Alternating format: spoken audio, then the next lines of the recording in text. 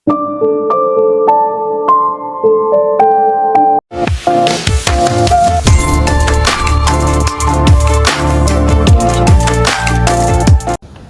Tears, வணக்கம். Welcome back to my channel voice of Vinodhini. இந்த first love அப்படிங்கிற ட்ராமாவோட episode 9 and 10 தாங்க பார்க்க போறோம். இதுக்கடுத்து 11 and 12 2 எபிசோட் தான் இருக்கு. அது நெக்ஸ்ட் வீக் வந்து போஸ்ட் பண்ணிடுவாங்க. கம்ப்ளீட் பண்ணிடலாம் நாமளும். எபிசோட்குள்ள போறதுக்கு முன்னாடி கடைசியா நம்ம எதோட விட்டு இருந்தோம் அப்படின்னா, நம்ம ஹீரோ ஹீரோயின் வந்து ஒன்னு சேர்ந்துட்டாங்க, லவ் பண்ணிட்டு இருக்காங்க, எல்லாம் ஓகே தான். ஆனா நம்ம ஹீரோயினுக்கு ஒரு எக்ஸ் இருந்திருக்கு. அதாவது அவங்க காலேஜ் படிக்கிற சமயத்துல அந்த பர்சன் இப்போ ஒரு ஃபேமஸான ஆக்டரா இருக்காங்க.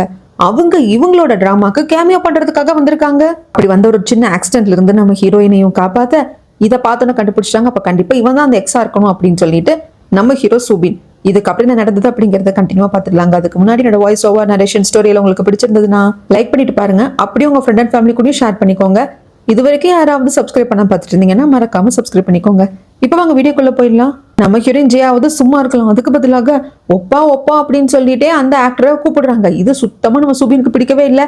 மேல இருந்து அந்த இது விழுந்ததுல இவருக்கு கைக்கு கொஞ்சம் அடிபட்டு இருக்கும். உடனே நம்மளோட ஜியாவே கூப்பிட்டு போயிட்டு ஃபர்ஸ்ட் எய்ட் எல்லாம் பண்ணுவாங்க. அந்த சமயத்துல ஜியா வந்து கேட்பாங்க, நீங்க கேமியோ தான் பண்றீங்க, இப்ப வரணும் அப்படிங்கிற அவசியம் இல்லை, அது ஏர்லியா செட்டுக்கு வரணுங்கிற அவசியமே இல்லை, நீங்க ஒரு 3 சீனுக்கு தான் வருவீங்க, 2 நாள்ல ஷூட்டிங் முடிஞ்சிடும் இல்லையா அப்படின்னு சொல்லி பேசிட்டே இருக்கிறப்ப நான் உன்ன பாக்குறதுக்காக தான் வந்தேன்.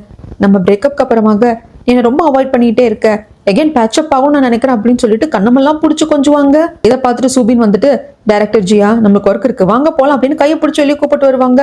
வெளியே கூப்பிட்டு வரப்ப என்ன ஜெலஸ் ஆகுறியா அப்படின்னு சொல்லிட்டு ஜியா கேட்க, ஜெலஸ் எல்லாம் ஆகல, சும்மா தான் அப்படின்னு சொல்லிட்டு இவர் ஜியாவோட கண்ணத்தை பிடிச்சி கிள்ளுவாரா, இன்னும் புதுசா என்ன பண்ணிட்டு இருக்க அப்படின்னு சொல்லிட்டு 2 பேரும் கொஞ்சிட்டு போறத அந்த ஆக்டரும் பாக்குறாரு. அவருக்கு புரியுது, ஓகே இவங்க 2 பேருக்குள்ளதான் என்னமோ இருக்கு அப்படின்னு சொல்லிட்டு. அது மட்டும் இல்லாம மேபி சுபின் தான் ஜியாவோட ஃபர்ஸ்ட் ஸ்கூல் லவ் அப்படிங்கிறது அந்த ஆக்டருக்கும் தெரிஞ்சிருக்குமோ என்னமோ தெரியலங்க. அதுக்கப்புறம் எகைன் ஷூட்டிங் வந்து ஸ்டார்ட் ஆகுது. அதெல்லாம் முடிஞ்சதுக்கு அப்புறமாக எல்லாருக்கும் இப்ப நான் வந்து பிரேக் டைம் கொடுக்குறேன், நான் வந்து உங்களுக்காக ஸ்நாக்ஸ் எல்லாம் அரேஞ்ச் பண்ணியிருக்கேன் அப்படின்னு சொல்லியிருக்காரு அந்த ஆக்டர். சரி ஸ்நாக்ஸ் எல்லாம் வாங்கிக்கலாம் அப்படின்னு போனா அந்த இடத்துல இந்த டிராமால வந்து இவர் கேமியோ பண்ற இந்த ஃபேமஸான ஆக்டர், அதுல இவங்க தான் டைரக்டர் ஜியா அப்படின்னு சொல்லிட்டு போட்டிருக்கு. ஒப்பா இதுக்கு இவ்வளோ பெரிய போர்டு இருக்கு, ரொம்ப எம்பாரசிங்கா இருக்கு. அது மட்டும் இல்லாம நீங்க இங்க டிராமால கேமியோ பண்றது அப்படிங்கிறது ரொம்ப சீக்ரெட். சாரி இங்க டிராமான்ட்டே வருது, நாமளும் டிராமா எக்ஸ்பிளைன் பண்றதுனால மூவி, எங்க மூவில நீங்க கேமியோ பண்றீங்க அப்படிங்கிறது ரொம்ப சீக்ரெட். ஒன்ஸ் மூவி ரிலீஸ் ஆனதுக்கு அப்புறம் தான் உங்க கேமியோ இருக்கு அப்படிங்கிறதே தெரிய வரணுமே தவிர்த்து அதுக்கு முன்னாடி நீங்க இதெல்லாம் போஸ்ட் பண்ணக்கூடாது. அட ஏன் பதற ஜியா, செட்டுக்குள்ள தானே நான் இந்த மாதிரி ஸ்நாக்ஸ் வண்டியை கொண்டு வந்து நிறுத்திருக்கேன், சரிவா போட்டோ எடுத்துக்கலாம் அப்படிங்கிறாங்க. கையெல்லாம் தோல்ல போட்டோ எடுத்துக்கிறாங்க. கொஞ்சம் ஜியாக்கு சங்கோச்சமா இருக்கு. எனக்கு புரியாதது என்னன்னா, பண்ணாதீங்க எனக்கு பிடிக்கலன்னு சொல்லாம சும்மா சங்கோச்சப்பட்டுக்கிற ஜியா. பட் அது கூட அந்த பர்சன் ஆக்டருக்கு புரியறது இல்ல. ஒரு பாட்டுக்கு போட்டோ எடுத்துக்கிட்டே இருப்பாங்க. அப்போ ஜியா சொல்வதை பாருங்க, அந்த போட்டோவை வந்து உங்களோட சோஷியல் மீடியா பக்கத்துல வந்து போஸ்ட் பண்ணாதீங்க, நீங்க கேமியோ பண்றது அப்படிங்கிறது ரொம்ப சீக்ரெட், நாங்க ஒரு சஸ்பென்ஸா வச்சிருக்கோம் அப்படின்னு சொல்லிட்டே இருப்பாங்க. இதெல்லாம் தள்ளி நின்று பார்த்துட்டு தான் இருக்காரு நம்மளோட சுபினோ. பக்கத்துல தான் கிம்மு இருப்பாங்க. கிம் கிட்ட கேட்பாங்க, ஷூட்டிங் நடக்கிறப்ப பார்த்துருப்பாங்க. கிம்மு அந்த ஆக்டர் கூட ரொம்ப க்ளோஸா பேசிப்பாங்க, ரொம்ப ஃப்ரெண்ட்லியா இருப்பாங்களா. அப்பதான் தெரிய வருது, நாங்க 3 பேர் எங்க போனாலும் வெளியே ஒன்னாதான் போவோம், சாப்பிட போறதா இருந்தாலும் சரி, ஏதாவது ஊர் சுத்த போறதா இருந்தாலும் சரி, நாங்க 3 பேர் தான் எப்பவுமே ஒன்னா இருப்போம். சரிடா இருந்துட்டு போங்க. அப்படி பார்த்தா ஓகே ஜியாவும் அந்த ஆக்டரும் டேட் பண்ணாங்க, பிரேக்கப் பண்ணிட்டாங்க. பட் அதுக்கப்புறமா கூட நீ இந்த ஆக்டர் கிட்ட நல்லா தானே பேசுற அப்படிங்கிறதுக்கு அதுக்கு காரணம் உன்ன மாதிரி அம்போன்னு ஜியாவும் விட்டுட்டு போலாம். அவங்க 2 பேருக்குள்ள மியூச்சுவலான அண்டர்ஸ்டாண்டிங் இருந்தது, பிரியறப்போ ஒரு மியூச்சுவலான அண்டர்ஸ்டாண்டிங் இருந்தது. அதனாலதான் நான் எப்பவுமே அந்த ஆக்டர் ஃப்ரெண்டா நினைக்கிறேன். உன்னை பாக்குறப்ப எனக்கு கோவம் வரதுக்கான காரணம் நீ ஜியாவை அம்போன்னு விட்டு போன அதுதான் அப்படின்னு சொல்லிட்டு கிம்மு சொல்லுவாங்க. நம்மளோட சூபினுக்கு அது புரியுது. அதுக்கப்புறம் அந்த ஆக்டர் வந்துட்டு கிம்ம கூப்பிட்டு எங்க 2 பேரும் போட்டோ எடுத்து கொடுன்னு சொல்லுவாங்க. நம்மளோட சூபினுக்கு நீ பாஸ்டா, இப்ப நான் பிரசன்ட் அவளை லவ் பண்ணிட்டு இருக்கேன், விடக்கூடாது அப்படின்ட்டு குறுக்கால வந்து நிப்பாங்க. போட்டோவே எடுக்க விட மாட்டாங்க. அதுக்கப்புறமாக எல்லாரும் ஒன்னா சாப்பிட போலாம் அப்படிங்கிறப்போ அந்த ஆக்டரும் கிம்மும் போய் உட்கார்ற இடத்துல 3 சேர் தான் இருக்கு. என்ன பண்றது அப்படிங்கிற மாதிரி இருக்கு. அவங்க யாரும் கண்டுக்கல. சரி இவர் வேணா வெளியே உட்காந்துக்கிட்டா, சூபின் வெளியே உட்காந்து சாப்பிட்டோம் அப்படிங்கிற மாதிரி தான் யோசிக்கிறாங்க. ஆனா நம்ம ஜியாக்கு ஒரு மாதிரி இருக்கு, இல்ல நானும் சூபினும் வெளியே போய் உட்காந்து சாப்பிடுறோம் அப்படிங்கிறப்போ இல்ல ஒரு நிமிஷம் இரு ஜியா அப்படின்னு சொல்லிட்டு பக்கத்துல இருக்கிற சேர் எடுத்து கொண்டு சூபின் போடுவாங்க. அதுக்கப்புறம் எல்லாரும் ஒன்னா உட்காந்து சாப்பிடுவாங்க. இந்த ஆக்டருக்கு எகைன் ஜியாவோட கனெக்ட் ஆகணும் இருக்கு. அது மட்டும் இல்லாம சூபின் தான் ஸ்கூல் டேஸ்ல ஜியாவோட ஃபர்ஸ்ட் லவ் அப்படிங்கிறது அவருக்கு தெரிஞ்சிருக்கு. அதனால நம்ம சூபின் முன்னுக்கவே ஜியாவோட போன் நம்பர் என்ன ஏதுன்னு சொல்லி கேக்குறாங்க. இது சூபினுக்கு பிடிக்கல. இதை பாருங்க, உங்களுக்கு ஏதாவது பேசணும் அப்படின்னா பர்சனல் நம்பர் எதுக்காக கேக்குறீங்க, ப்ரொடக்ஷன் கம்பெனிக்கு போன் பண்ணுங்க, அவங்க கிட்ட எதா இருந்தாலும் பேசிக்கோங்க அப்படிங்கிறாங்க. இந்த ஆக்டர் இருந்துட்டு, இதை பாருங்க நான் ப்ரொடக்ஷன் கம்பெனிக்கு கால் பண்ணி பேசுறதுக்கு நான் இதுக்கு ஜியோ நம்பரோட கேட்க போறேன், ஜியா கிட்ட பர்சனலா பேசுறதுக்காக தானே கேட்கறேன் அப்படின்னு சொல்றாங்க. ஆனா சூபினுக்கு ஜியா நம்பர் கொடுக்க கூடாதுன்னு இருக்கு. ஆனா ஜியாவுக்கு ஜஸ்ட் போன் நம்பர் தானே, ஓகே கொடுக்குறேன் அப்படின்னு சொல்லிட்டு உங்க போன் நம்பரை டைப் பண்ணி கொடுப்பாங்க. இந்த ஆக்டரும் உடனே ஒரு ரிங் விடுவாங்க ஜியாவோட அந்த நம்பருக்கு. ஆனா இங்க வர்றப்போ ஜியா இன்னும் இந்த ஆக்டரோட அந்த நம்பரை டெலிட் பண்ணலங்க. இன்னும் இந்த ஆக்டரோட பேரை போட்டு அதுக்கு பின்னாடி ஒப்பான் போட்டு அந்த நம்பரை சேவ் பண்ணி வச்சிருக்காங்க. இதை பார்த்த சூபினுக்கு இன்னுமா அப்படிங்கிற மாதிரி இருக்கும். சிரிச்சே சமாளிக்கிறாங்க ஜியா. ஆக்சுவலா பாரு, நான் இன்னும் நம்பரை delete கூட பண்ணல, மறந்து போய் விட்டுட்டேன் அப்படின்னு சொல்லிட்டு என்னமோ சமாளிக்கிறாங்க. ஆக்டருக்கு ஏதோ சூபின் முன்னாடி நான் வந்து ஜெயிச்சிட்டேன், அவ மனசு இன்னும் நான் இருக்கிறேன், ஏதோ ஒரு ஓரத்துல இருக்கேன் அப்படின்னு நிரூபிச்சுட்ட சந்தோஷம். ஜியா, நான் உங்ககிட்ட சில விஷயங்கள் பேசணும், சீனை பத்தியும் பேசணும், அந்த பர்சனலாவும் பேசணும் அப்படின்னு சொல்லிட்டு அங்கிருந்து கிளம்பி போனதுக்கு அப்புறமாக நம்ம சூபினுக்கு வந்து ஆத்திரத்துல எங்க இருக்காங்கன்னு தேடிதான் வராங்க. அங்க வந்து ஒரு பிரிட்ஜ் மாதிரி செட் போட்டிருப்பாங்க, அங்க ரெண்டு பேசிட்டு இருப்பாங்க. சவுண்ட் டைரக்டர் எங்கடா அப்படின்னு சொல்லிட்டு ஹெட்போனை காதுல மாட்டிட்டு, எனக்கு கண்டிப்பா எல்லா இடத்துலயும் மைக் வச்சிருப்பாங்க, அது அவங்க என்ன பேசுறாங்க அப்படின்னு கேட்கணும்னு நினைக்கிறாங்க. இந்த ஆக்டருக்கு எகெயின் ஜியாவோட பேட்சப் ஆகணும் அப்படின்னு சொல்லிட்டு இருக்கு. ஆனா ஜியாவுக்கு அந்த எண்ணம் எல்லாம் கிடையாது. ஏன்னா ஜியா வந்து இப்போ நம்ம சூபினை தான் காதலிக்கிறாங்க. அதனால அவங்க வந்து இல்ல, நீ இன்னும் ஏதோ பழசலத்தையும் யோசிச்சுட்டு இருக்க, பட் நம்மளுக்குள்ள இருந்தது ஜஸ்ட் நம்ம டேட் பண்ணோம் அவ்வளவுதான் அப்படின்னு சொல்றாங்க. அப்போ பலமா காத்தடிக்கிறப்போ ஜியா மேல எதுவும் குப்பையெல்லாம் பற்றக்கூடாது அப்படின்ட்டு இவர் கோட்டை வச்சு அப்படியே ஜியாவை வந்து க்ளோஸ் பண்ணிப்பாரு. இதெல்லாம் சூபின் பார்த்துட்டு என்னடா நடக்குதுங்க அப்படிங்கிற மாதிரி தான் இருக்கும். ஜியா என்னதான் நோன்னு சொன்னாலும் ஆக்டர் வந்துட்டு கொஞ்சம் கம்பல் பண்ற மாதிரியே தான் இருக்கு. அந்த சமயம் பார்த்து சடார்னு கண்ணில் குப்பை விழுந்துடும் ஜியாக்கு. தள்ளு ஜியா, நான் எடுத்து விடுறேன் அப்படிங்கிறப்போ வேண்டாம் புரிஞ்சுக்கோ அப்படின்னு ஆக்டர் கிட்ட சொல்லிட்டே இருப்பாங்க. வந்த கோவத்துல இவர் வாக்கி டாக்கி எடுத்துட்டு கத்துன்னு கத்துறாரு, ஷார்ட்டுக்கு எல்லாம் ரெடியாங்க. அதுக்கு முன்னாடி கேமியோக்காக வந்திருக்க ஆக்டர் கிட்ட நான் பேசணும் அப்படின்னு சொல்லிட்டு அவரை தனியா கூப்பிட்டு போய் பேசுறாங்க. அவர் சொல்றாரு, இதை பாரு, நீ ஜியாவை ஒரு காலத்துல டேட் பண்ணிருக்கலாம், காதலிச்சிருக்கலாம், பட் இப்ப நானும் ஜியாவும் காதலிக்கிறோம், நீ வந்துட்டு ஜியாவோட லைஃப் விட்டு போறதுதான் நல்லது. ஜியா மனசுல நீ இப்ப இல்ல, நான் அதோட ஃபர்ஸ்ட் லவ், இப்ப நான் வந்துட்டேன், நான் இல்லாத காலகட்டத்துல மேபி அவளுக்கு மேல வந்து ஒரு க்ரஷ் இருந்திருக்கலாம், ஆனா இப்ப கிடையாது அப்படின்னு சொல்லிட்டு சொல்றாங்க. இல்ல, என்னால முடியும், நீ அவளோட ஃபர்ஸ்ட் லவ்வா இருக்கலாம், ஆனா அந்த லவ்வை என்னால மாத்த முடியும். ஏன்னா இடையில அவன் என்னதான் காதலிச்சிருக்கா, இடையில அவ எப்படி இருந்தா அப்படிங்கிறது உனக்கு தெரியவே தெரியாது. நீ பார்த்த பொண்ணு ஹை ஸ்கூல் படிக்கிறப்ப இருந்த ஜியா, நான் பார்த்த ஜியா இன்னுமே டிஃப்ரெண்டான ஜியா. என்னால எங்கே நம்ம மனசை ஜெயிக்க முடியும், பாத்துக்கலாம்டா அப்படின்னு சொல்லிட்டு ஆளுக்கு சேலஞ்ச் பண்ணிக்கிறாங்க. ஆனா இது நம்ம சூபினுக்கு பிடிக்கல. ஆக்சுவலா ஹேனாவுக்கும் இந்த ஆக்டர் வந்தது பிடிக்கலங்க. ஏன்னா ஏற்கனவே அவங்க 2 பேரும் டிராமா நடிச்சிருக்காங்க, அவங்களுக்குள்ள நல்ல டேர்ம்ஸ் இல்லையா, அதனால பிடிக்கல. அது மட்டும் இல்லாம இன்னைக்கு முக்கியமா ஒரு கிசிங் சீன் எடுக்க வேண்டியதாக இருக்கு, அதை பத்தி எல்லாம் பேசிட்டு இருக்காங்க. அதுக்கப்புறம் நம்ம ஹேனா ஓகே நிறைய டிராமா மூவிஸ் எல்லாம் நடிச்சிருக்காங்க, கிசிங் சீன் அப்படிங்கிறது ஓகே அவங்க நல்லா நடிச்சிருவாங்க. ஆனா இதுதான் ஃபர்ஸ்ட் மூவி யாருக்கு, கிம்முக்கு. இதுக்கு முன்னாடி அவர் 2-3 சீன்ஸ் வர்ற மாதிரி தான் வந்து நடிச்சிருப்பாரு ஒரு மூவில டிராமாலன்னு சொல்லிட்டு. அதனால இவங்க 2 பேரும் சேர்ந்து கிம்முக்கு தான் மெனக்கெட்டு ட்ரைனிங் கொடுக்குறாங்க. அது இல்லாம இப்படிதான் கிஸ் பண்ணும் அப்படின்னு சொல்லிட்டு அந்த சீன் அப்படியே விளக்கி காட்டுறாரு. கிஸ் பண்ற மாதிரி கூட போயிடுவாரு நம்மளோட சூபி. அப்பதான் ஹேனா வந்துட்டு, இந்த மாதிரி நீங்க அந்த சீனை தான் இப்போ ரிஹர்சல் பண்ணிட்டு இருக்கீங்க, நான் ஒரு விஷயம் சொல்றேன், நான் ஸ்கிரிப்டை படிச்சது எனக்கு தெரியுது, நாம வேணா இப்படி பண்ணிக்கலாமா, அந்த மேல் கேரக்டர் தான் வந்துட்டு கிஸ் பண்ற மாதிரி இருக்குங்க அந்த பொண்ணை, அதை மட்டும் நம்ம ஃபீமேல் கேரக்டர் போய் வந்து கிஸ் பண்ற மாதிரி மாத்திக்கலாமா, என்னால அது ஈஸியா நடிக்க முடியும், கிம்மால முடியாது இல்லையா அப்படிங்கிறதுக்கு இதுவும் ஓகேவா தான் இருக்கு, ஓகே அது ஒன்றும் பிரச்சனை கிடையாது அப்படின்னு சொல்றாங்க. ரிஹர்சல் பண்றதுக்காக கிட்ட வந்து பேசி கிஸ் பண்ணவும் செஞ்சிருவாங்க. ஹேனா டிஸ்டர்ப் பண்ணாங்களா அப்படின்னு தெரியல, இதை ஒரு நடிப்பா அவங்க பாக்குறாங்க. ஆனா கிம் டிஸ்டர்ப் ஆயிட்டாரு. அதுக்கப்புறம் ஷூட்டிங் எல்லாம் முடிச்சுட்டு இங்க கார்ல போயிட்டே இருக்கிறப்போ சூபினுக்கு கொஞ்சம் கூட பிடிக்கல, அந்த ஆக்டர் ரொம்ப ஓவரா தான் பண்றான் அப்படி இப்படிங்கிறதுக்கு என்ன ஜெலஸா இருக்கா அப்படின்னு கேட்க, ஆமா ஜெலஸால செத்துருவன் போல இருக்கு, but at the same time என்னால புரிஞ்சுக்க முடியுது, உன் லைஃப்ல ஒரு பாட்டை நான் பார்க்கவே இல்லை, ஹை ஸ்கூல் தான் நான் நீயும் கடைசியா பாத்துக்கிட்டது, கிடைப்பட்ட காலம் அப்படிங்கிறது பெருசு, அந்த காலகட்டத்தில் நான் உன் கூட இருந்ததே கிடையாது, அதை நான் வந்து மிஸ் பண்ணிருக்கேன், ஆனா இதுக்கப்புறம் நான் மிஸ் பண்ண மாட்டேன் அப்படிங்கிறாங்க.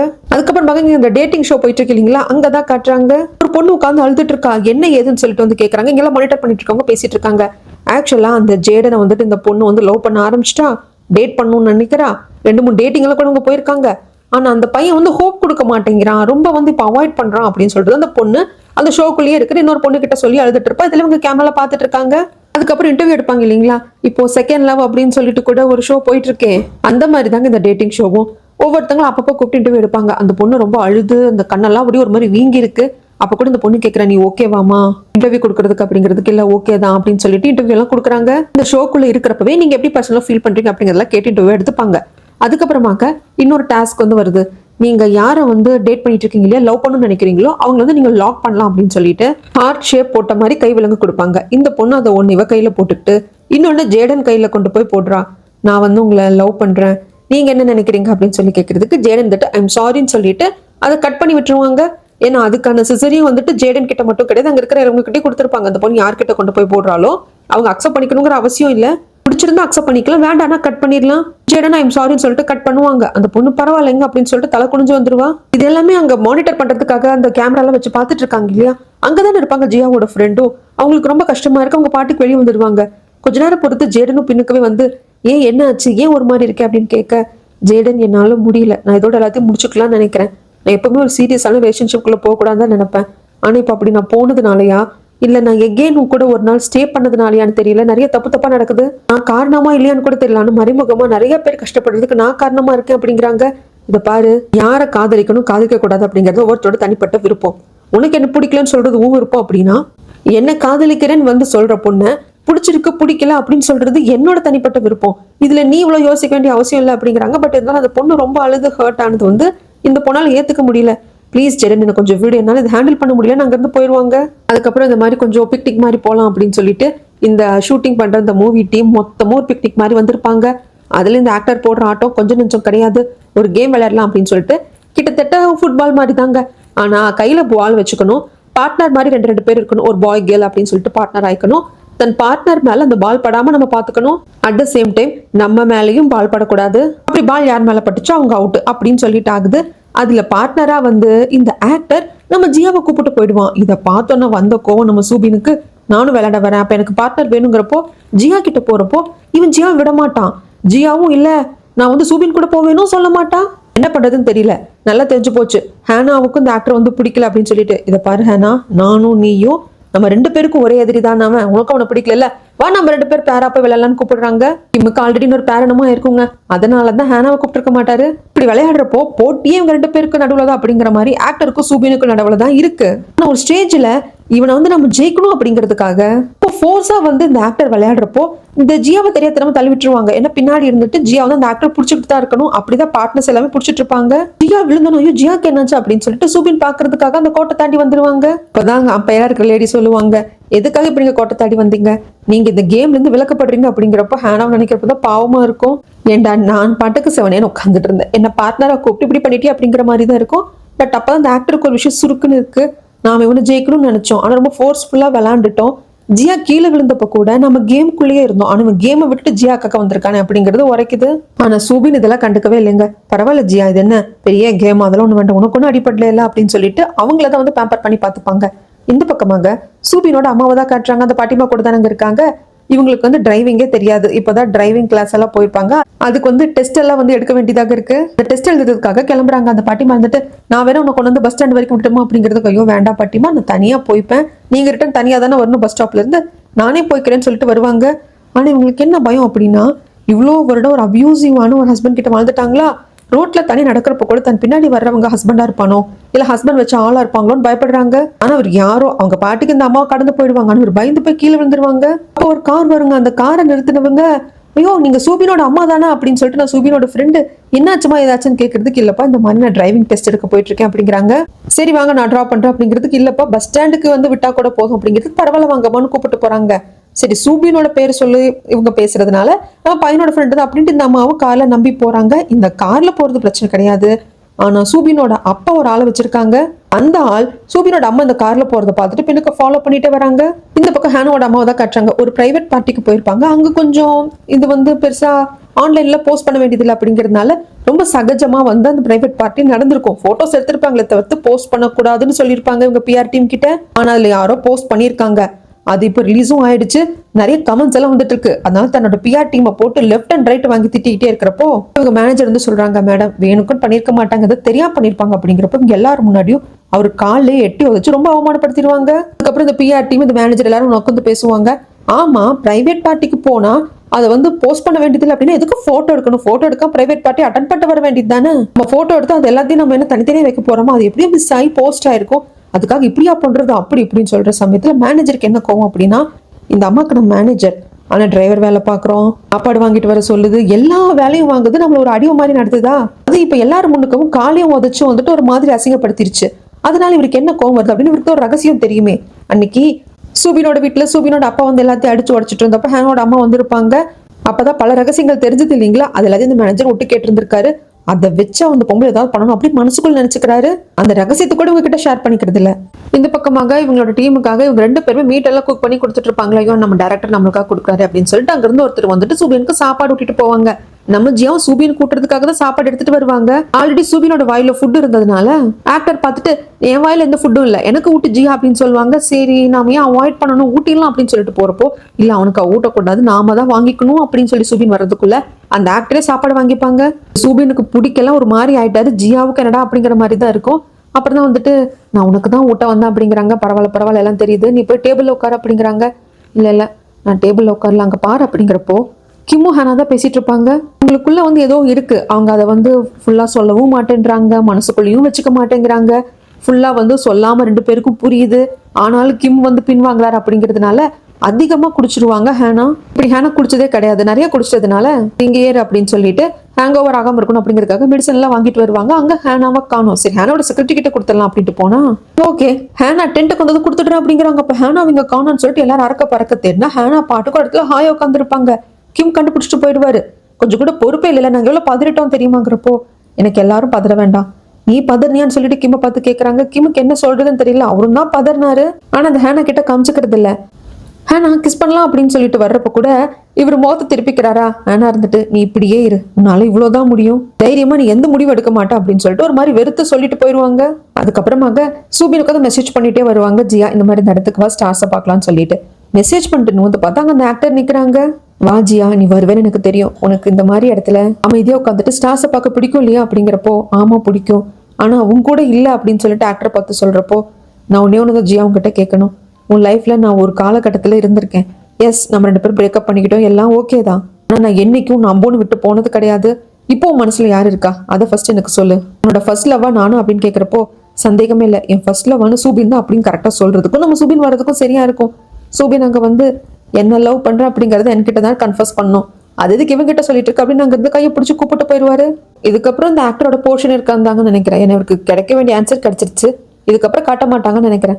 அதுக்கப்புறம் அடுத்த நாள் வழக்கம் போல ஷூட்டிங் எல்லாம் ஸ்டார்ட் ஆகுது. அந்த சமயத்துல ஒரு மிகப்பெரிய பிரச்சனை. நிறைய மீடியா பீப்புள்ஸ் எல்லாம் இந்த ஷூட்டிங்குக்காக செட் போட்டுக்கிற இடத்துல வந்துட்டு எங்களை உள்ள விடுங்க, நாங்க வந்து சூபின் டைரக்டர் கிட்ட வந்து சிலது கேள்வி கேட்கணும், ஹீரோயின் ஹேனா கிட்ட கேள்வி கேட்கணும் அப்படிங்கிறாங்க. என்ன அப்படின்னா சூபினுக்கும் ஹேனாவுக்கும் ஒரே மதர் தானே, அதை பத்தி நாங்க கேட்கணும் அப்படின்னு சொல்ல இது சூபினுக்கு தெரியும், ஹேனாக்கு தெரியாது இல்லையா. ஹேனா ஷாக் ஆயிடுறா.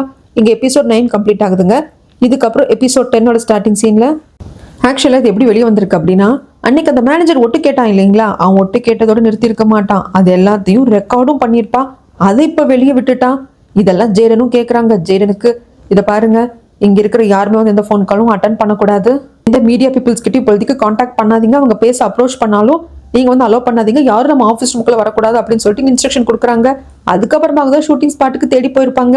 மீடியா பீப்புள்ஸ் எல்லாம் என்ன ஏது அப்படின்னு சொல்லிட்டு இவங்க ரெண்டு பேரும் வர்றப்போ அவங்க கேட்கறது எல்லாத்தையும் பார்த்துட்டு ஷாக் ஆகி நிக்கிறேன். ஹேனா என்னது, எனக்கும் சுபினுக்கும் ஒரே அம்மாவா, என்னடா இது அப்படின்னு சொல்லிட்டு அந்த இடத்துக்கு இந்த அம்மாவும் வந்துருவாங்க. ஹேனாவோட அம்மாவும் எல்லாம் ஜஸ்ட் ரூமர், நீங்க என்ன ஆதாரமே இல்லாத விஷயத்துல பேசிட்டு இருக்கீங்க அப்படின்னு சொல்லிட்டு மேக்கப் போட்டுக்கக்கூடிய ரூம்ல இவங்க 3 பேர் வந்து பேசுவாங்க. ஹேனா கேப்பா என்னம்மா இது அப்படின்னு சொல்லிட்டு, அப்ப வந்துட்டு நீ எல்லாத்தையும் விக்கிட்ட சொல்லிட்டியா அப்படின்னு சொல்லிட்டு சூபின் ஹேனாவோட அம்மா பாக்குறப்ப நான் எதுவும் சொல்லலன்னு சூபின் சொல்லுவாங்க. அப்ப நான் ஒருத்தர் எதுவுமே தெரியாதவளா, எல்லாருக்கும் எல்லாம் தெரிஞ்சிருக்கா, அப்ப இந்த சூபினோட ஹாஃப் பிரதரா அப்படின்னு சொல்லிட்டு கேக்குறப்போ இதை பாரு அதெல்லாம் இல்ல, உனக்கு வந்து நான் விளக்கமா சொல்றேன், அமைதியாரு பொறுமையாரு அப்படிங்கிறப்ப அங்கிருந்து எழுந்து போக பார்ப்பாங்க. ஹேனா கையை பிடிச்சி நிறுத்துறதுக்கு அம்மா நான் என் கண்ட்ரோல்ல மிஸ் பண்ணி உன்னை நான் ஏதாவது கேட்கறதுக்குள்ள என்னை இருந்து போக விடும் அப்படிங்கிறப்ப அந்த கோவத்துல அரைஞ்சிருவாங்க. இவங்க சின்ன வயசுல இருந்து அடிச்செல்லாம் வளர்த்திருக்க மாட்டாங்க, ஆனா ஹேனாவோட அம்மா டாக்ஸிக் தான், அப்படிதான் ஹேனாவை கண்ட்ரோல் பண்ணி வளர்த்திருப்பாங்க, ஆனா அடிச்சிருக்க மாட்டாங்க. ஃபர்ஸ்ட் வாட்டி அடிச்சிட்டாங்களா, அது ஒரு மாதிரி கஷ்டமா இருக்கு. அங்கிருந்து ஹேனா வெளியே வருவா, ஆனா கார் எடுத்துட்டு எங்க போறதுன்னு தெரியல, கார்கிட்டே போக முடியுமான்னு தெரியல. மீடியா பீப்புள் எல்லாம் கண்ணா பின்னான்னு கேள்வி கேட்கறாங்க, ஒண்ணுமே இவளுக்கு தெரியாத, என்ன சொல்லுவா. கரெக்டா அப்பதான் கிம் வந்து மீடியா பீப்புள்ஸ் கிட்ட இருந்து காப்பாத்தி அவளை பத்திரமா கூப்பிட்டு போவாரு. அப்புறம் இந்த ஆர்டிக்கலை பத்தி ஆன்லைன்ல வந்துட்டு நம்மளோட ஜியாலாம் படிச்சுட்டு இருப்பாங்க. ஜியாவுக்கு இது என்ன விஷயம், இது விஷயம் தெரியும் இல்லைங்களா. அதுக்கப்புறம் ஜியா பக்கத்துக்காக சூபின் வருவாங்க. ஜியா சூபின் ஹக் பண்ணிட்டு தைரியமா ஸ்ட்ராங்கா இருன்னு சொல்லுவாங்க. அதுக்கப்புறமாக சூபின் போயிட்டு கிம்ம பார்த்து இதுதான் இன்னதுதான் அப்படின்னு எல்லாத்தையும் சொல்ல, இவ்வளவு நடந்திருக்கு, ஏன் நீ ஹேனா கிட்ட சொல்லல, ஹேனாவை எதுக்கு நீ ஹீரோயினா எடுத்த அப்படின்னு சொல்லி கேட்க, ஹேனாவை ஹீரோயினா எடுத்ததுக்கு காரணம் அவங்க அம்மா கண்ட்ரோல் இருந்து நானா இப்பதான் வெளியே வந்திருக்கேன்னு சொன்னா, அந்த ஒரு காரணத்துக்கு அவன் டேலண்ட் இருந்தது, அதுக்காக ஹீரோயினா எடுத்தனே தவிர்த்து மற்ற வேற எந்த காரணமும் கிடையாது. ஒருவேளை இந்த மூவில ஹீரோயினா ஹேனா இல்ல அப்படின்னாலும் இந்த விஷயம் வெளியே வந்திருந்ததுன்னா எல்லாரும் நான் அமைதியாவா இருக்க போறாங்க, அப்ப மட்டும் ஹேனாக்கு பாதிப்பு ஏற்படாதா, அவ வந்து ஃபீல் பண்ண மாட்டாளா அப்படின்னு சொல்லி கேட்கறதுக்கு கிமுக்கும் வந்து புரியுது. அப்பதான் வந்துட்டு நம்ம சுபின் சொல்லுவாங்க, இப்ப நான் உன்னை பார்க்க வந்ததுக்கான மெயின் ரீசன், கொஞ்ச நாளைக்கு நான் ஷூட்டிங் பக்கம் வரமாட்டேன், டைரக்ட் பண்ண போறதெல்லாம் வந்துட்டு ஜியா தான், அதனால கொஞ்சம் நீ பாத்துக்கோ அப்படின்னு சொல்லிட்டு போறாரு. அதான் ஜியா கிட்டே சொல்லிட்டு வந்திருப்பாங்க. இப்ப ஜியாவோட ஃப்ரெண்டு கால் பண்றாங்க, அந்த டிவி கம்பெனில ஒர்க் பண்ணாங்க இல்லைங்களா, அவங்க வேலையே விட்டுட்டாங்க, நான் ஆல்ரெடி ஜேடனை லவ் பண்றேன், அவன் வர அந்த டேட்டிங் ஷோக்கு வருவான், ஒரு மாதிரி கிளம்சியா போயிட்டு இருக்கு அப்படிங்கறதுனால வேலையை விட்டுட்டு வந்திருப்பாங்க. ஜியாக்கு கால் பண்ணிருப்பாங்க. இந்த ஆர்டிக்கல்ல பார்த்துட்டு தான் ஜியா கால் பண்றான்னு நினைச்சிட்டு இருக்காங்க ஜியா, ஆனா இந்த ஆர்டிக்கல் எதுவும் அவங்க பார்க்கல. வேலையை விட்டேன் அப்படின்னு சொல்றாங்க. சரி நீ வேலையை விட்டாலும் பரவாயில்ல, நாளையில இருந்து இந்த இடத்துல ஷூட்டிங் நடக்குது, என் கூடவா, ஒரு சின்ன பிரச்சனைனால கொஞ்ச நாளைக்கு என் கூட வந்துட்டு சூபின் இருக்க மாட்டாங்க டைரக்டரா, அதனால நீ என் கூட சேர்ந்து ஒர்க் பண்ணு அப்படின்னு சொல்றப்ப அதுக்கப்புறம் தான் ஆர்டிக்கல் படிக்கிறாங்க. ஓகே நான் உடனே நாளைக்கு வரேன் அப்படின்னு சொல்றாங்க. அதுக்கப்புறம் அடுத்த நாள் இது வரைக்கும் 2 டேரக்டர்ஸ் இருந்தாங்க, ஒன்னு சூபின் ஒன்னு ஜியா. இப்ப சூபின் இல்லை அப்படிங்கிறப்போ ஜியா தான் இது எல்லாத்தையும் எடுத்து நடத்தணும். எல்லாரும் ஜியா கிட்ட வந்து கேட்பாங்க மேடம் அடுத்து என்ன பண்றது அப்படின்னு சொல்லிட்டு. ஸோ இது எல்லாத்தையும் ஜியா ஹேண்டில் பண்ணணும். ஜியா கிட்ட இந்த எக்ஸ்பீரியன்ஸ் இருக்கான்னு கேட்டா இல்ல, ஆனா பண்ண முடியும்னு ஜியாவும் நம்புறா, மத்த எல்லாரும் நம்புறாங்க. ஆனா எல்லாரும் நம்புற மாதிரி நானும் நடத்தணும் அப்படிங்கிறதுக்காக ஜியா சொல்றா, இந்த ஸ்கிரிப்டை வந்து எனக்கு இத்தனை வயசு இருந்தப்ப நான் எழுதினேன், ஆனா இந்த ஸ்கிரிப்ட் தான் என்னோட ஃபர்ஸ்ட் ஸ்கிரிப்ட், இதுல வந்து நான் இவ்வளவு ஒர்க் பண்ணிருக்கேன், இவ்வளவு என்னோட டைம் கொடுத்துருக்கேன் அப்படின்னு சொல்லிட்டு எல்லாத்தையும் எக்ஸ்பிளைன் பண்றாங்க. எல்லாரும் புரிஞ்சுக்கவும் செய்யறாங்க, கோஆபரேட் பண்ணவும் செய்யறாங்க. அதுக்கப்புறமாக ஜியாவோட ஃப்ரெண்டும் வந்துருவாங்க, ஜேடனும் வந்திருப்பாங்க ப்ரொடக்ஷன்ல எப்படி போயிட்டு இருக்கு அப்படின்னு சொல்லி பாக்குறதுக்காக. அப்போ சில ஆர்டிஸ்ட் எல்லாம் வந்துட்டு குறையுது, ஜஸ்ட் ஒரு சீனுக்கு தான்ப்பா நடிச்சுக்கோ, நீ தான் நடிக்கிறேன்னு யாருக்கும் தெரியாது அப்படின்னு சொல்லிட்டு மேக்கப் போட்டு விட்டுருவாங்க. அதே மாதிரி தான் ஜியாவோட ஃப்ரெண்டுக்கும் ஒரு 4-5 பேர் நிக்க வச்சு சில வந்து ஆபீசர்ஸ் வந்து ஷூட் பண்ணுவாங்க. அந்த மாதிரி ஒரு சீனை எடுக்கிறோம், நீ ஒரு ஆளை நினைக்கும் அப்படிங்கிறப்போ இந்த பொண்ணு ஓகேன்னு சொல்லிட்டு நினைக்கிறான். அப்படி அந்த 4-5 பேர்ல நிக்கிறதுல ஜேடனும் ஒருத்தங்க. இந்த மாதிரி போலீஸ்காரங்க சுட போறாங்க, சுட்டு விழுந்ததுக்கு அப்புறமாக தான் தெரியுது அங்க இருக்கிறது ஜேடன். ஜேடன் இந்த பொண்ணை பார்த்துட்டு நீயான்னு கேட்க, ஜேடனை பார்த்துட்டு இவங்க நீயான்னு கேட்க, சுட்டு செத்து விழுந்தவங்க அசையக்கூடாது இல்லையா, அதனால இந்த ஷாட் ஓகே ஆகுறது இல்ல. போலீஸ்காரங்க உங்களை சுட்டாங்கப்பா, நீங்க செத்துட்டீங்க, எதுக்கு எந்த சிந்தை இது பண்ணிட்டு இருக்கீங்க அப்படிங்கிறப்போ அவங்க 2 பேரும் சாரி கேட்கறாங்க. கொஞ்சம் எங்களுக்கு பிரேக் வேணும்னு கேட்டு இவங்க 2 பேர் தனியா வந்து பேசுறாங்க. ஆக்சுவலா இவரும் அந்த டேட்டிங் ஷோ விட்டு வெளியே வந்துட்டாங்க, இவங்களும் அங்க வேலையவே வேண்டாம்னு சொல்லிட்டு ரிசைன் பண்ணிட்டு வெளியே வந்துட்டாங்க. எகெயின் நான் உன்னை மீட் பண்றப்போ எப்படி பேச ஆரம்பிக்கிறது அப்படின்னு சொல்லிட்டு நிறைய வாட்டி மனசுக்குள்ள யோசிச்சிருக்கேன், ஆனா இப்படி ஒரு சுச்சுவேஷன்ல மீட் பண்ணுவேன்னு நினைக்கல அப்படிங்கிறப்ப அந்த பொண்ணு சொல்றா, எனக்கும் தெரியல, நீங்களும் ப்ரொடக்ஷன் கம்பெனி சேர்ந்த சிஇஓ, அதுவும் இவங்களோட மூவிக்கு நீங்க வந்துட்டு ப்ரொடக்ஷன் கம்பெனி சேர்ந்தவரா இருக்கீங்க அப்படிங்கிறது எனக்கு தெரியாது, அதே மாதிரி எனக்கும் நீ ஜியாவோட ஃப்ரெண்டுங்கிறது தெரியாது அப்படின்னு 2 பேரும் பேசிக்கிறாங்க. அது மட்டும் இல்லாம நம்ம லவ் பண்ணல, டேட்டும் பண்ணல, ஜஸ்ட் ஒன் நைட் நாம வந்து ஒன்னா இருந்தோம், அடுத்து 2வது டைமும் அது நடந்தது, அவ்வளவுதான். அதோட ஏன் நீ என்ன பிரேக்கப் பண்றேன்னு வேண்டான்னு சொல்ற. ஈவன் இன்னும் சொல்ல போனா அன்னைக்கு ஃபர்ஸ்டா ரெஸ்டாரண்ட்ல உட்காந்து நானும் பேசினேன், நீயும் பேசின, நம்மளுக்குள்ள நெருக்கம் ஏற்பட்டுச்சு, அது ரூமுக்குள்ள போய் முடிஞ்சது ஓகே, ஆனா நீ பாட்டுக்கு எழுந்து எதுவுமே சொல்லாம அவ்வளவுதான் உன்னோட நம்பரை நான் பிளாக் பண்ணிடுவேன், இதுக்கப்புறம் எனக்கு உனக்கு இடையில கான்டாக்ட் இல்லை அப்படின்னு சொல்லிட்டு நீ பாட்டுக்கு போயிட்ட, ஏன் அப்படி நீ பண்ணதுக்கான காரணம் என்ன அப்படின்னு சொல்லி கேட்க, பாருங்க ஒவ்வொரு வாட்டியும் ரிலேஷன்ஷிப்குள்ள போறப்போ அதிகமான பேர்டன், அதிகமான கஷ்டத்தை நான் தான் அனுபவிக்கிறேன், அதனாலதான் எனக்கு இது வேண்டான்னு தோணுது. ஆக்சுவலா அதனாலதான் நான் பிளாங்காவே எல்லா இடத்துலயும் இருந்துட்டேன், ஆனா உங்ககிட்ட அது முடியல. எகெயின் ஏதோ ஒரு வகையில உங்களுக்கு கூட நான் கனெக்ட் ஆகிக்கிட்டே இருக்கேன், உங்களை நான் பாக்குறப்போ என் கண்ணு முன்னாடி நீங்க இருக்கிறப்போ ஏதோ ஒரு வகையில வந்து எனக்குள்ள என்னமோ நடக்குது அப்படிங்கிறப்போ ஜேடன் வந்து, அப்போ இது காதல் தானே, நீ என்னை காதலிக்கிறேன்னு தானே அர்த்தம், அது நீ அக்செப்ட் பண்ணிக்க மாட்டேங்கிற அப்படிங்கிறப்போ, ஒருவேளை நீங்க சொல்ற மாதிரி ஜேடன் இப்படி எனக்கு உங்க மேல இருக்கிற ஃபீலிங்ஸ் தான் காதல் அப்படின்னா அதுதான் எனக்கு பயமா இருக்கு, அந்த காதலை என்னால் ஹேண்டில் பண்ண முடியுமான்னு தெரியல, அந்த காதல் ஒருவேளை நான் என்ன பிரேக் பண்ண வச்சு அந்த காதலை நான் பிரேக் பண்ண வச்சு அது ரெண்டும் சேர்ந்து உங்களையும் பிரேக் பண்ணி ஒரு மாதிரி கிளம்ஸ் ஆயிடுமோன்னு பயப்படுறேன், என்னால அதை வந்து எடுத்துக்க முடியல, உங்களுக்கு எப்படி சொல்லி புரிய வைக்கிறதுன்னு தெரியல அப்படிங்கிறப்போ ஜேடன் இருந்துட்டு, சத்தியமா நீ சொல்றது எனக்கு புரியலமா, ஆனா அக்செப்ட் பண்ணிக்கிறேன், ஏதோ ஒரு வகையில உனக்குள்ள ஒரு காயம் இருக்கு, அந்த காயம் எதையும் வந்து உன்னை ஏத்துக்க விடாம பண்ணுது, உடனே மாறு அப்படின்னு சொல்றதுக்கு எனக்கு எந்த ஒரு உரிமையும் இல்லை, அதனால என்னால புரிஞ்சுக்க முடியல, ஆனா வேற வழி இல்லை, இந்த சிச்சுவேஷன் அக்செப்ட் பண்ணிக்கிறேன் அப்படிங்கிறாங்க. இவங்களுக்கு சிரிப்பு வந்துடும், என்ன ஜேடன் ரொம்ப ஈஸியா எடுத்துக்கிட்டீங்க அப்படிங்கிறதுக்கு மேபி இந்த அவுட்ஃபிட்டோட பவரும் நினைக்கிறேன், இந்த மாதிரி அவுட்ஃபிட் போட்டதும் ரொம்ப கிளாஸா பேச ஆரம்பிச்சிட்டேன்ல அப்படின்ட்டு. சரி இங்க ஏன் நம்ம ரிலேஷன்ஷிப் பேர் வைக்காத காதலான்னு கூட தெரியாத ரிலேஷன்ஷிப்க்கு ஒரு குட் பை சொல்லுவோம், பிரேக்கப் வைப்போம், நீ ஃபர்ஸ்ட் போ அப்படிங்கிறப்போ இல்ல நீங்க போங்க நான் பாக்குறேங்கிறா இந்த பொண்ணு, இல்ல நீ ஃபர்ஸ்ட் போ, நீ எவ்வளவு அழகா இருக்க, எவ்வளவு அழகா நடப்பேன்னு எனக்கு தெரியும், நீ போறது நான் பார்க்கணும் அப்படின்னு சொல்லிட்டு இவர் சொல்ல, இல்ல வேண்டாம், நீயா நானாங்கிற போட்டி வேண்டாம், 1 2 3 கவுண்ட் பண்றேன், ஒரே டைம் நம்ம 2 பேருமே இங்கிருந்து திரும்பி போயிடலாம் அப்படிங்கிறாங்க. அதே மாதிரி கவுண்ட் பண்ணவும் செய்யறாங்க. 1 2 3 முடியறப்போ 2 பேர் ஆளுக்கு ஒரு திசையில போகவும் செய்யறாங்க. ஆனா கொஞ்சம் தூரம் போயிட்டு அந்த பொண்ணு நின்று திரும்பி பாப்பா, இவர் கொஞ்சம் தூரம் போய் நின்றுட்டு இவர் திரும்பி பாப்பாரு. ஆனா இவங்க 2 பேரும் திரும்பி பாக்குறப்போ அடுத்தவங்களும் நின்று திரும்பி பார்த்தாங்க அப்படிங்கிறது தெரியாது. அதுக்கப்புறமாக ஷூட்டிங் எல்லாம் போகுதுங்க. கொஞ்சம் டிஸ்டர்பன்ஸ் இருக்கு நம்ம ஜியா கிட்ட. 2 3 டேக்ஸ் எல்லாம் வந்துட்டு அவங்களே கொஞ்சம் ஸ்பாயில் பண்ணிடுறாங்க. அதுக்கப்புறம் தான் கரெக்டா எடுக்கிறாங்க. இந்த பக்கம் ஹேனாவோட அம்மாவுக்கு ஹேனா எங்க போனான்னு தெரியல. ஹேனா இன்னும் ஷூட்டிங் ஸ்பாட்டுக்கு வரல. ஆனா ஷூட்டிங் ஸ்பாட்டுக்கு வராததுனால சரி நம்ம ஹீரோவான கிம் இருக்கார் இல்லையா அந்த கதைக்கு, அவர் வச்சு எடுக்க வேண்டிய போர்ஷன்ல எடுத்துடலாம் எடுத்துட்டு இருக்காங்க. ஹேனாவோட அம்மாவுக்கு இந்த நியூஸ் எல்லாம் யாருக்கு தெரியும், யாரு லீக் பண்ணது அப்படின்னு தெரியும், மண்டை பிச்சுக்கிட்டு இருக்காங்க. இப்ப அந்த மேனேஜர் இங்க இல்லைங்க. மேனேஜர் மேல நமக்கு சந்தேகமும் வரல. இவங்க எல்லாரும் போக சொல்லிடுறாங்க. ஹேனாவோட செக்ரட்டரி வராங்க. ஹேனா எங்க ஏதுன்னு கேட்கறதுக்கு, அம்மா ஹேனா எங்க இருக்காங்க அப்படிங்கிறது எனக்கு தெரியும், பட் நான் உங்ககிட்ட சொல்லணும்னா போய் தான் சொல்லணும் உங்க சொல்லியிருக்காங்க. ஒருவேளை உண்மையை சொன்ன அப்படின்னா அந்த இடத்துல இருந்து எங்கிட்டயும் சொல்லாம அவங்க போயிடுவாங்க அப்படிங்கிறப்ப ஹேனாவோட அம்மா புரிஞ்சுக்கிட்டு சரி நீ இடத்த கூட சொல்ல வேண்டாம், ஆனா என் பொண்ணு நல்லா தானே இருக்கா அப்படிங்கிறத 1 மணி நேரத்துக்கு ஒரு வாட்டி எனக்கு கால் பண்ணி சொல்லிட்டு அப்படின்னு மட்டும் சொல்லி அனுப்பிச்சு வைப்பாங்க. ஹேனா எங்க இருக்காங்க அப்படின்னா கிம்மோட ரூஃப் டாப் வீடு இருக்கு இல்லைங்களா, அங்கதான் இருக்காங்க. மெசேஜ் பண்ணியிருக்காங்க, அங்க நிறைய ஃபுட் எல்லாம் இருக்கு, ஃப்ரிட்ஜ்ல எடுத்து சாப்பிடு அப்படின்னு சொல்லிட்டு. அந்த சமயத்துல ஃப்ரிட்ஜுக்கு கீழே இவங்க ஃபர்ஸ்ட் ஆட் ஷூட் பண்ணிருப்பாங்க இல்லைங்களா, அந்த போட்டோ ஒட்டி வைக்கப்பட்டிருக்கு. அன்னைக்கு இதை அவன் தூக்கி வீசுற மாதிரி தானே போனா, வீசுல போல இருக்கு, வச்சிருக்கா அப்படின்னு சொல்லிட்டு பார்த்துட்டே இருக்கிறப்ப யாரோ வந்து கதவை தட்டுறாங்க. ஹேனா பயந்துடுறா. பயப்படாத ஹேனா, நான் தான் சூபின் அப்படிங்கிறாங்க. சூபின் கிட்ட நிறைய விஷயங்கள் கேட்க வேண்டியது இருக்கு ஹேனாக்கு.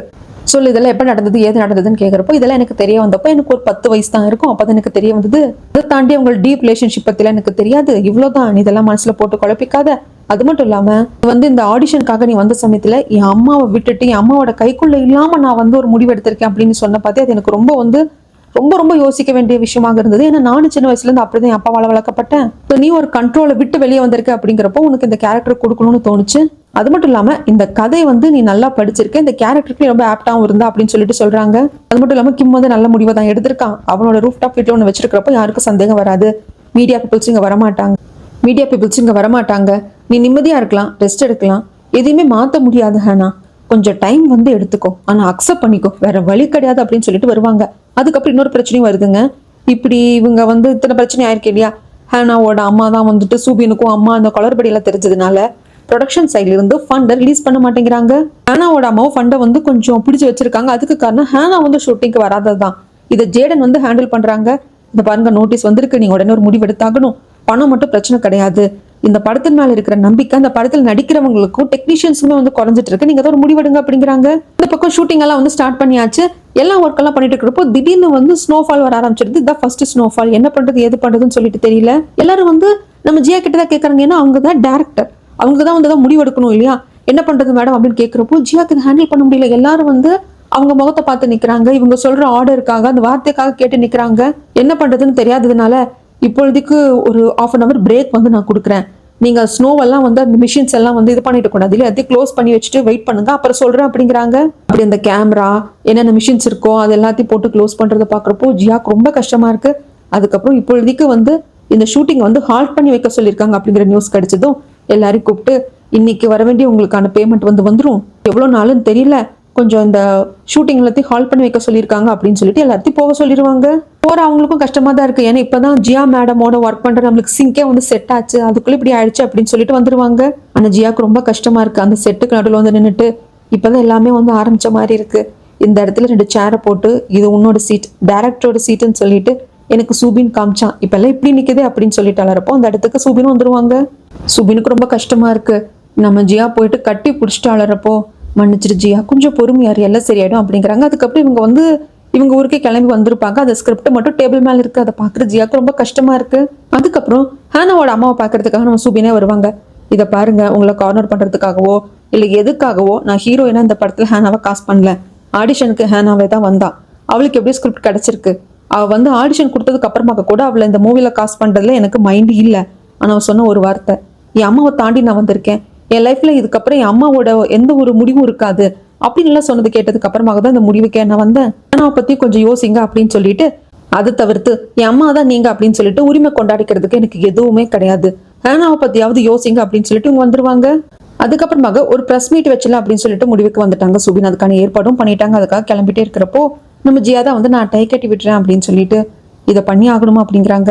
இதை பாரு ஜியா, இந்த மூவி எடுக்கிறது என்னோட ப்ரூஃபை வச்சுதான் உன்னையும் நான் கோ டைரக்டரா சேர்த்துக்கிட்டேன், அதை நான் எந்த அளவுக்கு கொண்டு போய் முடிக்கணுமோ அந்த அளவுக்கு நான் அதுக்காக ட்ரை பண்ணிட்டு தான் இருப்பேன், எல்லாத்தையும் என்கிட்ட விட்டு நான் பாத்துக்கிறேன், அதுக்கப்புறம் உனக்கு டை கட்ட வராது தானே, விடு நானே கட்டிக்கிறேன் அப்படின்னு சொல்லிட்டு டை கட்டிட்டு ஃபர்ஸ்ட் அம்மாவை பாக்குறதுக்காக அந்த வீட்டுக்கு போனா அங்க அம்மா இல்ல. பாட்டிமா ஒரு லெட்டர் கொண்டு வந்து கொடுக்குறாங்க, அம்மாவை ரொம்ப கஷ்டப்படுத்தாதப்பா, அவ ரொம்ப வந்து முயற்சி பண்ணா முடியல, இந்த அப்பா அப்படின்னு லெட்டர் கொடுக்குறாங்க. அந்த லெட்டர்ல என்ன எழுதியிருக்கு அப்படின்னா, என்ன மன்னிச்சிருப்பா சுபின், எல்லா தப்பும் என் மேலதான், ஏன்னா அந்த இடத்துல அந்த நரகத்துல இருந்து என்னால முடிஞ்சிருந்தா உன்னை வெளியே கூப்பிட்டு வந்திருக்க முடியும், ஆனா அப்படி கூப்பிட்டு வராம அங்கேயே வச்சது வந்து நான் பண்ண மிகப்பெரிய தப்பு, ஒரு வகையில பார்த்தா அந்த வீட்டுல ஒரு ட்ராப்பா நீ மாட்டிட்டு இருக்கிறதுக்கு நானும் காரணமும் அப்படின்னு சொல்லிட்டு எனக்கு தோணுச்சு, ஒன்னா உன்னையாவது நான் போக விட்டுருக்கணும், அதையும் நான் பண்ணல, அந்த நரகத்துல நீ மாட்டிட்டு இருந்ததுக்கு நான் தான் ஒரு முக்கிய காரணம் அப்படின்னு எனக்கு தோணுது, இதுக்கு மேல சொல்றதுக்கு எதுவும் இல்லப்பா, இதுதான் நான் கடைசி எடுக்கிற முடியும் அப்படின்னு இந்த லெட்டர் வந்து இந்த வீட்டுல தான் உட்காந்து எழுதியிருக்காங்க. அந்த பாட்டிமோட வீட்டுல தான், பக்கத்துல பேக்கும் இருக்குது, நம்மளுக்கு காட்டுறாங்க. அம்மாவான என்ன என்னைக்கும் மன்னிச்சிடாதப்பா அப்படின்னு சொல்லிட்டு அந்த லெட்டர் முடியுது. அந்த லெட்டர் படிச்ச கையோட இவர் வந்து கிளம்பி வந்துட்டாரு. அந்த பிரஸ் மீடியா பீப்புள் எல்லாம் வர சொல்லியிருப்பாங்க, அவங்க கிட்ட வந்து உட்காந்து பேசுறதுக்கு வராங்க. அப்பதான் வந்துட்டு சுபின் வந்து எல்லாத்தையும் அப்படியே கோரியா சொல்ல ஆரம்பிப்பாங்க. எனக்கு ஒரு 10 வயசா இருக்கிறப்பதான் எனக்கு இந்த விஷயம் தெரிய வந்தது, அது மட்டும் இல்லாம என்ன பெத்ததுதான் ஹேனாவோட அம்மாவை தவிர்த்து அம்மா அப்படிங்கிற உரிமையை நான் இன்னைக்கு அவங்களுக்கு கொடுத்தது கிடையாது. அவங்க எனக்கு அம்மாவும் கிடையாது. என்னை வளர்த்தவங்க தான் அம்மா, நான் அவங்கள தான் மனசார அம்மான்னு கூப்பிடுறேன் அப்படின்னு சொல்லிக்கிட்டே இருக்கிறப்போ அங்க சடான் ஹேனாவோட அம்மா வருவாங்க. இத சூபினும் எக்ஸ்பெக்ட் பண்ணல, அங்க இருக்கிற மீடியா பீப்புள்ஸ்க்கும் தெரியல. உடனே அவங்க கிட்டதான் கேள்வி கேட்கலாம் அப்படிங்கிறதுக்குள்ள அவங்களே ஸ்டேஜுக்கு வந்து அந்த மைக்க வாங்கி இந்த விஷயத்துல கரெக்டான உண்மையை சொல்லக்கூடிய ஒரு ஆள்னா நான் தான். ஏன்னா நானே விக்டிம் தான். ஆமா, எனக்கு 24 வயசா இருந்தது. நான் ஒரு சக்சஸ்ஃபுல்லான ஆக்ட்ரஸா இருந்தேன். அந்த சமயத்துல இவங்க அப்பனை நான் காதலிச்சேன்.